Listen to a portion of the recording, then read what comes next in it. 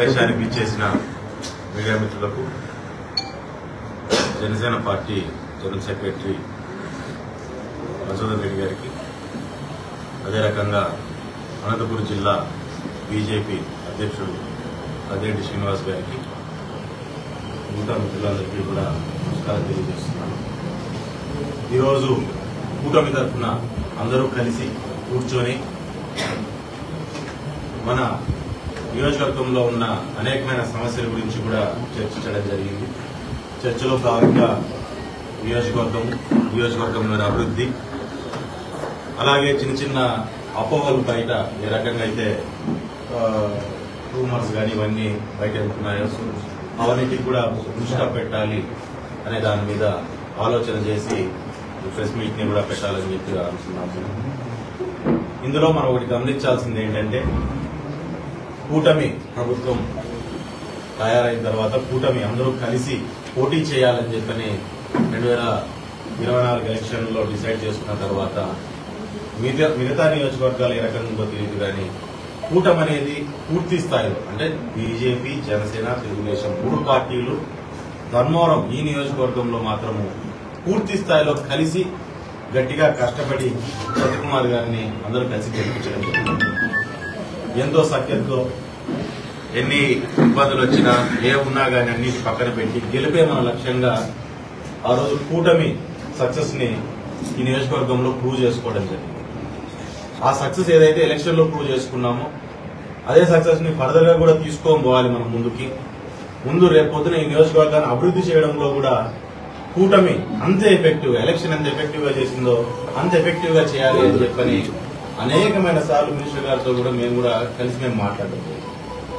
So basic గా అందులో భాగంగా నిన్న మినిస్టర్ గారు మాట్లాడుతూ చెప్పారు, ఆయన ఒక ఏంటంటే నియోజకవర్గాన్ని అభివృద్ధి చేయాలి, చేస్తేనే మనకి ఏదైనా సరే మనం ఇంత కష్టపడినందుకు మనకు ఓట్లు వేసినందుకు ప్రజలకు ఒక మంచి ఇది తీసుకోగలుగుతామని చెప్పని ఆయన కూడా చెప్పడం జరిగింది. దాంట్లో భాగంగా కమిషనర్ ని గతంలో ఇక్కడ 3.5 సంవత్సరం పనిచేసిన మల్లికార్జున కమిషనర్ గారిని ఆయన్నే మళ్ళీ ఇక్కడ పోస్టింగ్ పడ్డం.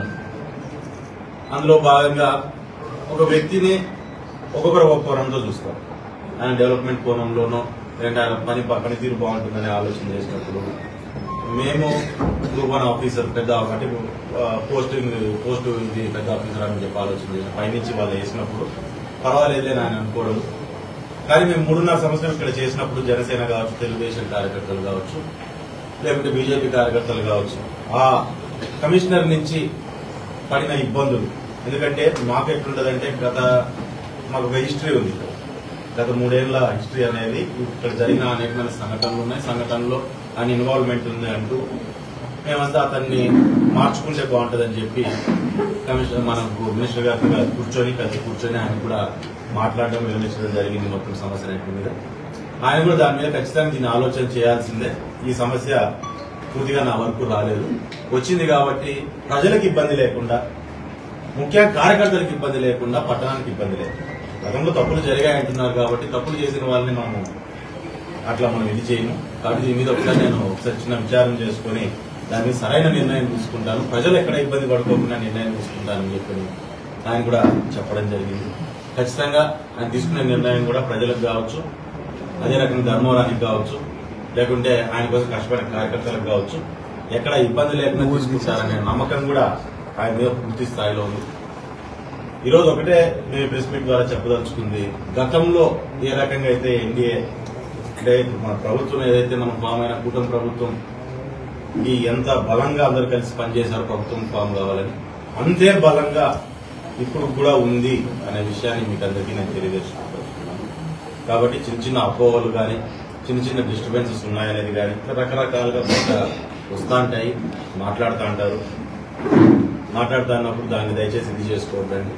ఏదైనా సరే రాబోయే 5 ఏళ్లు కేవలం నియోజకవర్గ అభివృద్ధి, మా కాన్సన్ట్రేషన్ అంతా మా ముగ్గురిది దాని మీద మాత్రమే ఉంటుంది. దాంట్లో అదే విధంలోగానే ముందుకెళ్తాం, ఖచ్చితంగా దాంట్లోనే పోతుంది. రాజకీయాలు చిన్నవి అంటారు, జరుగుతాంటే మామూలు రాజకీయాలు అనేది రాజకీయాలు మనం దాన్ని బేస్ చేసుకుని మనకు ప్రయారిటీస్ ని మనం పక్కన పెట్టుకోలేము. మన ప్రయారిటీ నియోజకవర్గ అభివృద్ధి, దాని మీదనే మేము ముందుకు వెళ్లాలని ఖచ్చితంగా చేస్తాము. అదే రకంగా సత్యకుమార్ గారి మీద కూడా పూర్తి స్థాయిలో మాకు నమ్మకం ఉంది. ఇంతవరకు జరిగిన సంఘటనలో కూడా గతంలో జరిగిన అన్యాయాలు ఏవైతే ఉన్నాయో అవన్నింటినీ కూడా ఆయన దృష్టికి తీసుకెళ్లడం జరిగింది. మధువన్న కానీ మేము కానీ తీసుకోబోయిన అదే రకంగా కార్యకర్తల నాయకులందరూ కూడా తీసుకొని పోతే దాని మీద ఏ రకంగా చేయాలనే దాని మీద పూర్తి స్థాయిలో చర్చ చేయడం జరుగుతుంది. దాంట్లోనూ ఈవెన్ టౌన్ లో జరిగిన అనేకమైన భూ కబ్జాలు కావచ్చు, లేకుంటే గవర్నమెంట్ స్థలాల ఆక్రమణ కావచ్చు. మరి అదే రకంగా మనం పల్లెల్లోకి పోయినామంటే పల్లెల్లో జరిగిన అనేకమైన ఇవి ఇప్పుడు ఇది ప్రీఓల్డ్ సర్టిఫికేట్ల మీద చేసిన ఫ్రాడ్లు కావచ్చు, లేకుంటే అంతకుముందు ఎఫ్ఎస్ఐలు పెట్టేసి ఎంఆర్ఓల ద్వారా చేసిన ఫ్రాడ్ కావచ్చు. ఈ రకమైనవి చాలా ఉన్నాయి. దాంతోపాటు ప్రజలు ఈరోజు డ్యాములు చాలా వరకు మనం చెరువులకు నీళ్లు తీసుకురావాలనే ఆలోచన కావచ్చు. ఇటువంటి అనేకమైన ఆలోచనల మీద ఆయన కూడా ఒక స్పష్టమైన ఒక అభిప్రాయంతో ఆయన ఉన్నాడు.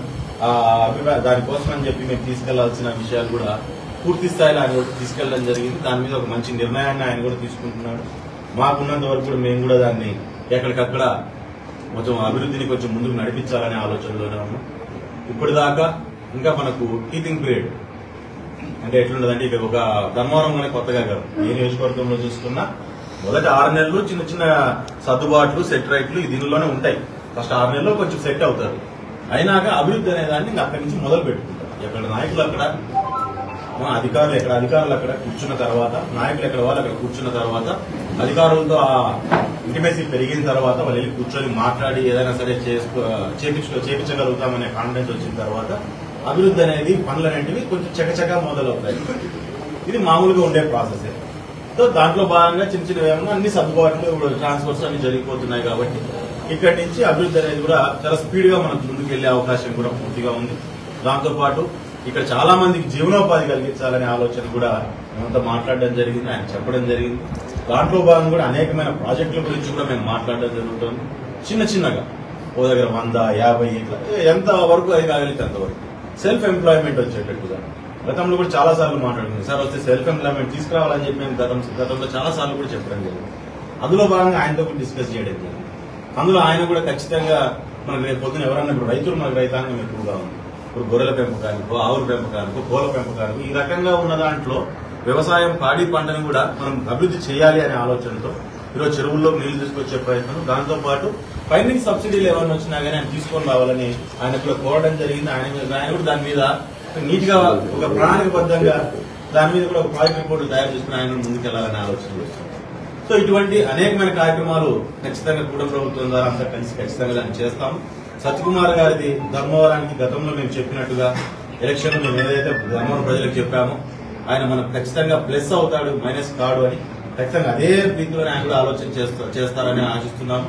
చేస్తూ ఖచ్చితంగా ప్లస్ అవుతుంది ధర్మవరం నియోజకవర్గానికి, ప్లస్ అవుతుంది ధర్మవరం నియోజకవర్గం ప్రజలకు కూడా ఈ కూటమి ప్రభుత్వం ఉపయోగపడుతుంది 100% అని చెప్పి తెలియజేస్తుంది.